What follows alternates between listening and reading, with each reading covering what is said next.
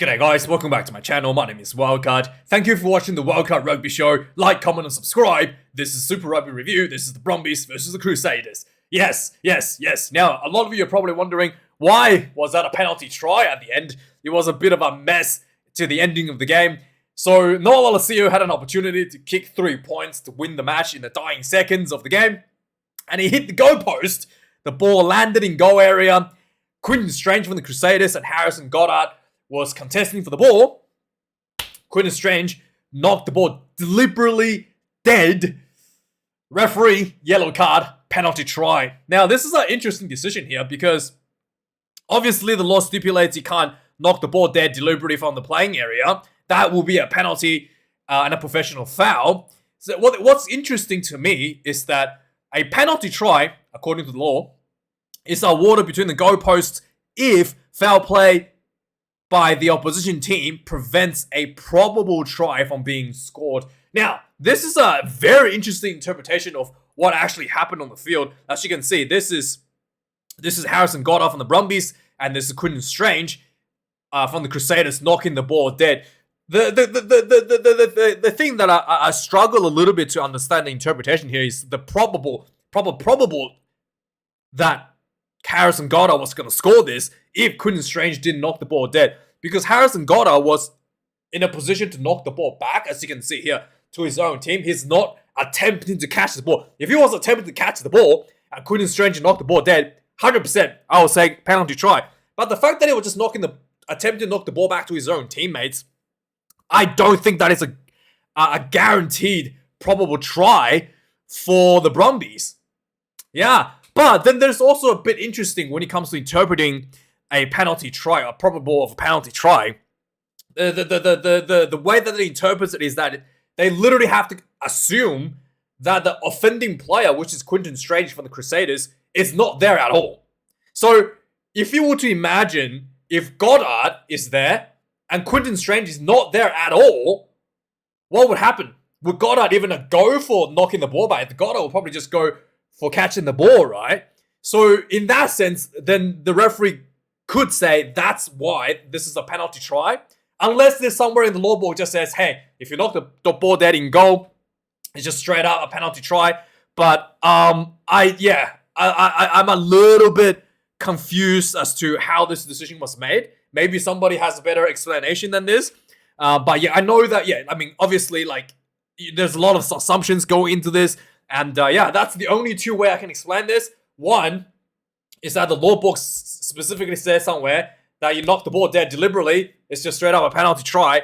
Two, obviously they have to assume that Quinton Strange is not there, and Ben O'Keefe has reached the conclusion that if Quinton Strange wasn't there, Goddard, instead of trying to knock the ball back, would have gone for the option to catch the ball, which I think is a big assumption, and would have, scored a try from that. So yeah, let me know what you think about that. But very interesting. Very, very interesting ending to the game.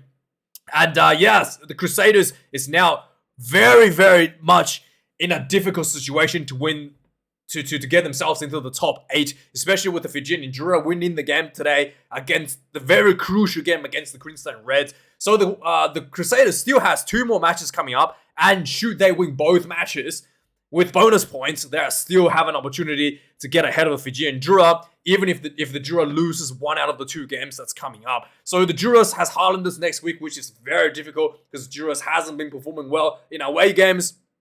But Druas do have the Rebels at home in the final round, which we assume will win that. So if the Crusaders win both next week against the Blues and in the final round against the Moana Pacifica, with bonus points, the Crusaders can still make into the top 8. So yeah, here's what I think might happen. Is that Blues might put on a B team and, allow the Crusaders a sniff into the top 8. A lot of you have told me that's not going to happen. I just have a sneaky feeling that this might happen. The Blues going to put on their B team to rest their players for the finals. And maybe they will let the Crusaders through with we'll see how that goes. But yeah, it is very, very, very tight in the top situations game here. This game, I think the only thing that really worked the Crusaders is the scrummaging. Fletcher Newell I think he was the guy that broke the record for the leg press or the back squat in the Crusader team, and he was only like 18 years of age. Absolute monster this kid is, and he's still incredibly young. Absolute scrum machine. He was destroying James Slipper out there. I think that Slipper's body position is a little bit high, to be honest with you, but just under pressure, he just folds in every time Fletcher put a squeeze on him. And the outside of the scrummaging, the scrum dominance, the Crusaders really didn't have anything working for them. The line-out throws were just an absolute joke out there tonight. Both teams were just getting the line-outs not straight. Elementary level errors. This occurred for both teams. Even Cody Taylor, the All Blacks veteran, is struggling with that once again. Like he's had some issues in previous seasons with that as well. Yeah, it was really difficult to watch at times to see professional All Blacks level players just not throwing the ball straight. Apparently, it's really windy out there. So yeah, really not that great showing. And then the Crusaders had plenty of opportunity to score tries over the Brumbies, but just not able to execute. Just poor execution, leading to themselves botching a lot of opportunity against the Brumbies right in front of the try line. The Brumbies, however, I think wasn't that great a performance either. Tom Wright was basically carrying the whole team. Like pretty much every try the Brumbies scored, except the penalty try, was Tom Wright's individual performance getting the opportunity. He almost scored 3 tries this game as well. Absolutely incredible performance.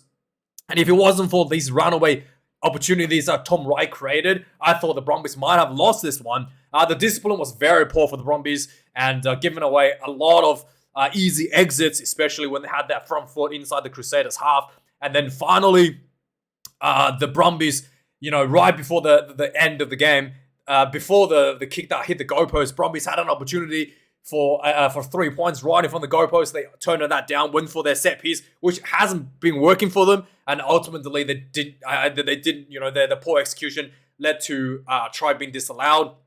So that decision could have hurt the Brumbies, but in my opinion, I thought the Brumbies made the right decision that did not go for 3 points because they are chasing a bonus point, and at that point they did have the momentum in their favor, and then also controlling the game, controlling the clock, controlling the position where the game is played. It really was worth more than 3 points at that point, especially they were more than a try ahead at that point as well. It was just about managing the game clock. I thought the Brumbies made the right decision. If they had taken the 3, the Crusaders could be getting an extra, 2-3 minutes to work with before the final whistle. So that is the difference, right? You give your Crusaders another 2-3 minutes, maybe they could have scored on that try, right? So that is something that I actually agree with the Brumbies decision, even though the commentators said that was the wrong one. So 5 tries to 3, this always glitches out when there's a penalty try. It's only 5 tries, and Tom Wright was really setting up a lot of these opportunities for Brumbies. 404 run meters to the Brumbies, 424 for the Crusaders. 25 defenders beaten for the Crusaders. That is a number that the Brumbies will be really scratching their heads a little bit. 16 turnovers conceded though for the Crusaders. There was a lack of commitment for the Crusaders at the breakdown. 12 missed tackles for the Crusaders, a really good defense. 25 missed tackles for the Brumbies. Very soft around the park, left and right. Plenty of kicking game going on. 25 kicks to the Brumbies and 21 for the Crusaders. I guess a bit windy out there. 3 missed kicks from Lorna Alceo out of 7. 100% for the Crusaders, including a very long 50-plus meter kick to level the game, which was very, very impressive. Lineouts was just horrendous. 4 lineouts lost, 3 for the Brumbies, 3 lost for the Crusaders, and a lot of that just not straight because of the wind, I guess. 3 scrum lost for the Brumbies. My goodness, Fletcher Neal will be getting, I guess maybe like a 6-pack of beer or something after this for that absolutely outstanding effort he put on.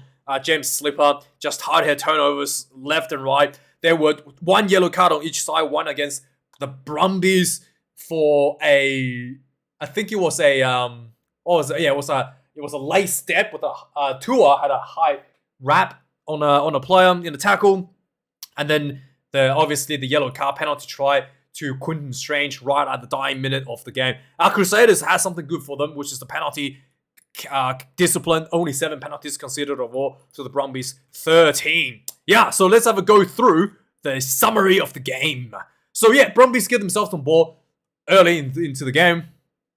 The what do you call it? The Crusaders actually looked like they scored 5 minutes into the game. There was a nice little line-out set move. The ball went over. The ball went to a little dummy more. The ball came out center field to David Havili. Nice inside ball to Xavier Reese. Just carved straight through down the middle of the field. Try. Referee went back and said the pop pass from Havili to Xavier Reese was forward. Now you might look at that and think that it looked very flat, but the difference is that Havili popped the ball. You can see with open palm. So this is an indicator that the ball came out of the hand. It's really important that they look out whether the ball came out of the hands forward or not. And it clearly came out of the hand forward when he popped with open palms facing forward. Whereas, in fact, in this exact same situation, if Havili you did a traditional pass where the ball kind of like came out of the hand backwards like this, even if the players are in the exact same position, that would have been fine, actually. That would have been a perfectly fine pass. But it's the fact that his palm was facing forward what's led to the forward pass decision. 11 minutes into the game, the Brumbies had a penalty. They went for the line-out. They went for the more, got the penalty advantage. They just cross-field kick from Nola. So perfectly timed into the breadbasket to Annie Muirhead. 7 points to Neil Brumbies gets themselves on the board. 50 minutes into the game, pretty much immediately from this try, there was a high ball. Johnny McNichol knocked the ball on. Quick counter attack from the Brumbies. It was just what do you call it? The ball just spread out wide to Satsford. Satsford popped the ball back into Tom Wright. Tom Wright still had plenty of work to do. A little stiff arm on the defender. Ran in for the try. The 12 points to nil. Missed this conversion here. 23 minutes into the game, there was a high shot from Tua. So Brumbies went into the bin. The Crusaders had a nice 10-minute period where they were just pounding the Brumbies try line. Not able to get through. But eventually, 28 minutes, Crusaders finally, after repeated penalties, they went for the line out. They went for the maul again. Cody Tanner almost crashed through on the maul. And then the ball went out wide. Too many players was drawn in. Johnny McNichol, wide open space, ran in for the try for the Crusaders. 12 points to 7. Just before halftime, 38 minutes into the game. Again, just quick turnover by the Brumbies. There was a loose pass from the Crusaders. Quick turnover. Not a lot of seal, nice little grabber kick behind. And there was a nice full chase on. And Nick Frost toes the ball forward. And then Tom Wright, too quick, too good, scooped the ball up into the goal line.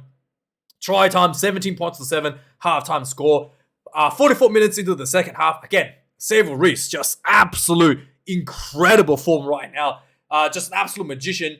There was another line out for the Crusaders. They were just building, not really going anywhere. And Xavier Reese went into the breakdown, saw a little gap in front of him, and he saw Alan Alatoa not paying attention, scooped it up straight through. Try time, super strong. He had one player to strike off as well, just pumped him off. It gets his try on the board. 17 points to 14. After this, no one seems to be able to throw the line out straight. Both teams were just comically throwing the line out crooked.